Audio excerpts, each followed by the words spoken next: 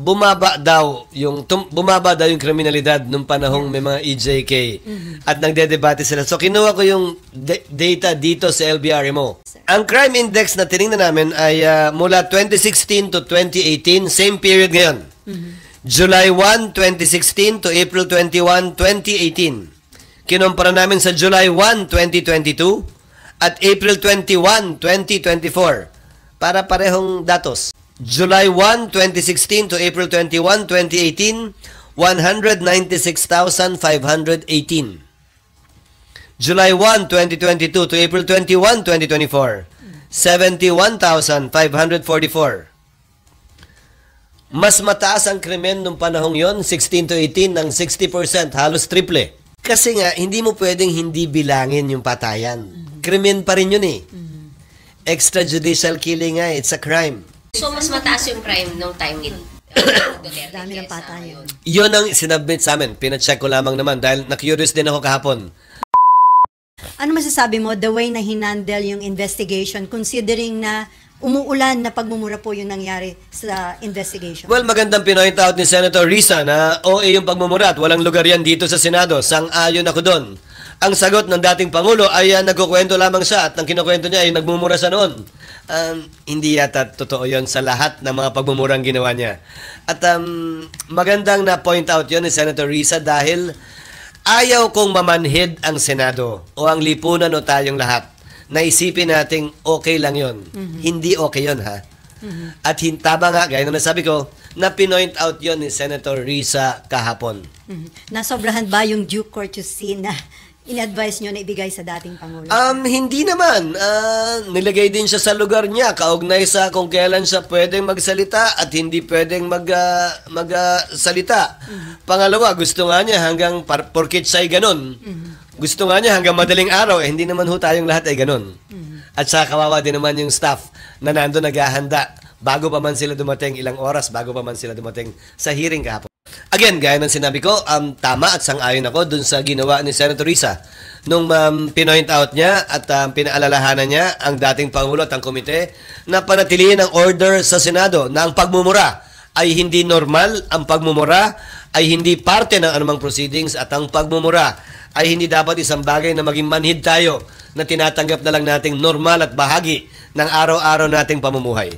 Sir, kahapon sa gallery, yung nasa audience, they were cheering him on, tumalakpak pa nga, tumatawa, every mention ng mamura. What do you feel about that? Actually, sino ba yung nasa gallery? Hindi ko alam eh. So, baka naman supporter niya, hindi ko alam. Supporter niya, empleyado ba ng Senado, kayo bang nandun? Hindi ko alam eh. Which is not good. Ulitin ko, sana wag tayong mamanhid na okay lang yan at normal yan. Kaya nga sang-ayon ako at tama at kinatigan naman ng chair, si Senator Risa, sa kanyang pinoint out kahapon na wag naman gawin yan dito sa Senado. We think differently. I think he is proud of the things he did and said. Nakita niyo naman siguro din kahapon yun. Hindi niya ikinakahiya yung kanyang ginawa at mga sinabi. Maliwanag yon sa kanyang statement kahapon. Ang problema lamang, ang kauna-unahang probisyon sa Bill of Rights, nakalagay sa Article 3, Section 1. No person shall be deprived of life, liberty, or property without due process of law. Yun ang kauna-unahang karapatan na nilagay sa ating saligang batas na pinag-aralan ng lahat ng abogado. Kaugnay sa karapatang pantao na dapat galangin, hindi ng sinuman, ng pamahalaan at sinumang nakaupo sa pamahalaan. Sir, yung admission ni dating presidente na meron siyang death squad composed of gangster na pumapatay daw talaga ng mga criminals. Hindi masyadong napasukan yung kahapon. Sabi niya kasi sa hiwalay ng pagdinig daw tungkol lang sa kanya mismo, hindi ba? Pero narinig ko rin yun at dapat siguro sa susunod na pagdinig kung kailan man yun sa pareho o hiwalay ay matalakay pa yun. Dahil ulitin ko, tila hindi naman siya nagtatago at natatakot kaugnay sa pag-amin sa mga bagay na yan. Pero nasa kamay na ng mga otoridad kung sapat na ba yung pag-aming yun para sampahan siya ng kaso. Sir, sa tingin niyo po ba makukulong na siya or ma-ICC na siya or dun sa mga sinabi niya kahapon or and dun sa to follow up dun sa point ni Celia, no? para bang nilaglag niya yung mga PNP chief niya doon sa mga sinabi niya kahapon? Isang tabi ko those are my muna yung last questions. ICC. Wala ako nalalaman kaugnay sa ICC at hindi ko alam kung anong talagang estado niyan. So hindi ko kayang komentaryohan. Kaugnay ng paglalaglag, ang narinig ko kahapon sinabi niya ay ito, I am willing to take full responsibility. Me. Just me. Ang problema ko doon sa pahayag na yon ay ito. Siya yung walang kaso eh. Lahat ng mga PNP chief na nandun dati at chief of police ng Davao ay walang mga kaso kaugnay sa pagpatay. Ang may mga kaso, yung mga pulis na tila nakapikit at nakapiring yung mga mata o nakatakip yung mga tengang sumunod at ginawa yung akalain nilang dapat gawin. Sila ang may kaso. Sila ang na-dismiss sa serbisyo. Sila yung nakakulong ngayon. So, ang tanong ko, paano mo i-operationalize yun na ako lang? So, siguro paraan ito ni Pangulong Duterte para i-operationalize yun. Kaya siguro matapang niyang hinaharap, sinasagot at inaamin ng mga bagay na yan. Dahil sa tinagal-tagal ng panahon, 6 na taon ang kanyang termino, magtatatlong 2 kalahating taon na ang lumilipas, sila sa taas ang walang kaso. Ba't nga ba? Lahat ng nasa baba ang may kaso. Sir, yung sabi nyo lang na paano ba niya i-operationalize yung claiming responsibility since wala siyang kaso. So, walang bigat yung sinabi niya that I claim responsibility for everything that happened in the drug. Hindi sa walang bigat. Nagtatanong ako, paano nga ba? Dahil ang may kaso nga ngayon, kayo yung mas nakakaalam siguro ng statistics, ay yung mga polis sa baba na sinasabi nilang kawawa daw, na sinasabi nilang pinoprotektahan daw. Paano i-operationalize yun?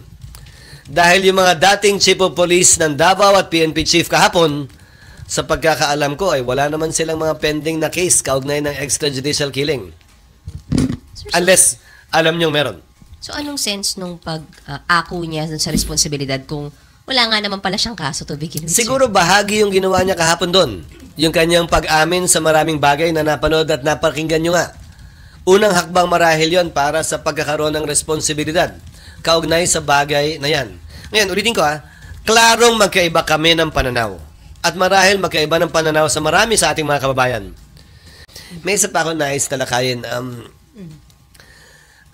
Ayon sa ilang testigo kahapon, bumaba daw yung kriminalidad nung panahong may mga EJK at nagdedebate sila. So kinuha ko yung data dito sa LBRMO. Dahil siyempre sinasubmit sa LBRMO ng DILG yan kada budget deliberation. So, Yung crime index, sir. ang crime index na tinignan namin ay mula 2016 to 2018, same period ngayon. July 1, 2016 to April 21, 2018. Kinumpara namin sa July 1, 2022 at April 21, 2024 para parehong datos. Hindi pwedeng bilangin yung buong termino ni Pangulong Duterte dahil pandemic tayo eh. Kung wala namang lumalabas, di ba? Hindi tamang comparison. So yung unang 2 taon lang. Tandaan nyo, sinimula ng war on drugs o 2016 pa lamang. Anong date na memorandum? Nung double barrel? July 2016. o July 2016. Ang datos na sinubmite sa Senado ay crime index July 1, 2016 to April 21, 2018, 196,518. July 1, 2022 to April 21, 2024, 71,544. Mas mataas ang krimen nung panahong yon, 16 to 18 ng 60%, halos triple. Maraming patayan nga, sir. Kasi nga, hindi mo pwedeng hindi bilangin yung patayan. Krimen pa rin yun eh. Extrajudicial killing nga, it's a crime. Hindi mo pwedeng hindi bilangin yon sa crime index. So they are claiming daw na mas safe no, nakakapaglakad daw kahit anong oras. So, mas mataas yung crime nung time ni Duterte. Dami ng kesa patayan. ngayon. Yun ang sinubmit sa amin. Pina-check ko lamang naman dahil na-curious din ako kahapon kung totoo nga ba yun. Dahil kasama yung bilang ng mga biktima ng drug war. Lahat naman yun, alangan namang hindi mo bilangin yun. So, sir, yun yung joke na mas tahimik ng panahon ni... Maraming pinatahimik. Hindi, sinasabi ko lamang ay hindi yan sumusunod sa datos at statistics na sinubmit sa amin noong mga panahong yun. Ng sarili din niyang administrasyon, ng sarili niyang DILG noon, at ng kasalukuyang DILG. Umani naman ito ng iba't ibang reaksyon mula sa ating mga netizens. Ayon kay Olive Fostalina, kahit pala mura pero ang dami naman nagawa sa bayan at ang dami nagmamahal sa kanya, unlike sa mga hypocrite na mga politiko ngayon gaya mo. Pahayag naman ni Reynaldo Alcaide, maayos na muno si former President Duterte, hindi naman siya nangurakot sa gobyerno at yan ang totoo, hindi katulad ngayon na halata masyado ang mga buwaya sa gobyerno. At ito naman ang saloobin mula sa ating kababayan na si Rod Dequina. Bakit hindi ka umaten kahapon para makausap mo si Digong, ngayon nagdadaldal ka? Mga kababayan, feel free to comment below para maglabas ng saloobin sa balitang ito.